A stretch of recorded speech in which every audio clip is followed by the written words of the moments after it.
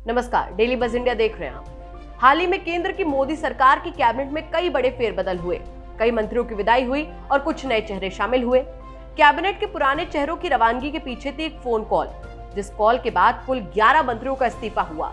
ये कॉल था भारतीय जनता पार्टी के अध्यक्ष जेपी नड्डा का।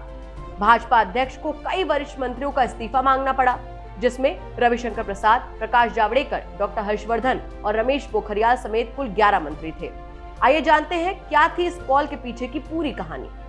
मीडिया रिपोर्ट्स के मुताबिक जैसे ही प्रधानमंत्री नरेंद्र मोदी ने कैबिनेट में फेरबदल के संकेत दिए तो जेपी नड्डा अपने फोन के साथ बैठ गए। पीएम मोदी की नई टीम में कुछ मंत्रियों का प्रमोशन होना था और कुछ नए चेहरों को शामिल किया जाना था।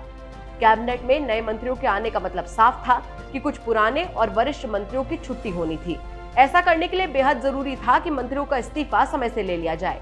लिहाजा जिम्मेदारी भाजपा अध्यक्ष ने खुद उठाई, या कहा जाए उन्हें जिम्मेदारी दी गई। कैबिनेट में विस्तार के लिए समय तय किया गया था शाम 6 बजे। ऐसे में मंत्रियों से इस्तीफा लेने की कवायद शुरू हो चुकी थी। नए मंत्रियों के नामों के ऐलान में कम ही समय बचा था। इसके लिए जेपी नड्डा ने सुबह से ही एक एक करके 12 मंत्रियों को फोन किया और उन्हें इस्तीफा देने के लिए कहा। मंत्रियों से कहा गया कि वो अपना इस्तीफा राष्ट्रपति भवन भेजे। सबसे पहला फोन गया जल संसाधन राज्य मंत्री रतनलाल कटारिया को। इसके बाद एक एक करके हर मंत्री को इस्तीफे का कॉल गया। कैबिनेट विस्तार से पहले मोदी सरकार के लगभग 1 दर्जन मंत्रियों को इस्तीफा देना पड़ा। इन मंत्रियों में रविशंकर प्रसाद, प्रकाश जावड़ेकर, डॉक्टर हर्षवर्धन, रमेश पोखरियाल निशंक, संतोष गंगवार, सदानंद गौड़ा, प्रताप सारंगी, देबाश्री चौधरी, संजय धोत्रे, बाबुल सुप्रियो, राव साहब दानवे पाटिल और जल शक्ति राज्य मंत्री रतनलाल कटारिया भी शामिल हैं। इसके अलावा सामाजिक न्याय अधिकारिता मंत्री थावर चंद गहलोत को पहले ही कर्नाटक का राज्यपाल बनाकर भेज दिया गया था। जिस तरह मंत्रियों से इस्तीफा लिया गया, इसकी वजह से कई मंत्री दुखी भी नजर आए। बाबुल सुप्रियो ने फेसबुक पर लिखा, मैं अपने लिए बहुत दुखी हूँ। मुझे इस्तीफा देने के लिए कहा गया था तो मैंने दे दिया। चर्चा ये थी कि उन्हें इस बात का दुख था कि इस्तीफा बिना कुछ बताए लिया जा रहा है।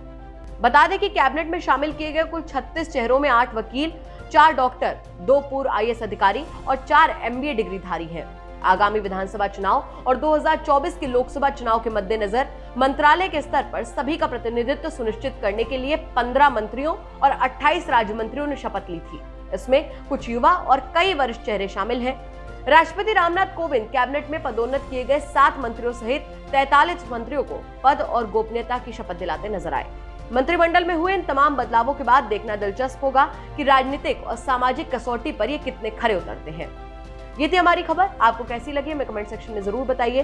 साथ ही साथ हमारे चैनल को सब्सक्राइब कीजिए और बेल आइकन जरूर दबाइए ताकि दिन भर की बड़ी खबरें आपको मिलती रहे।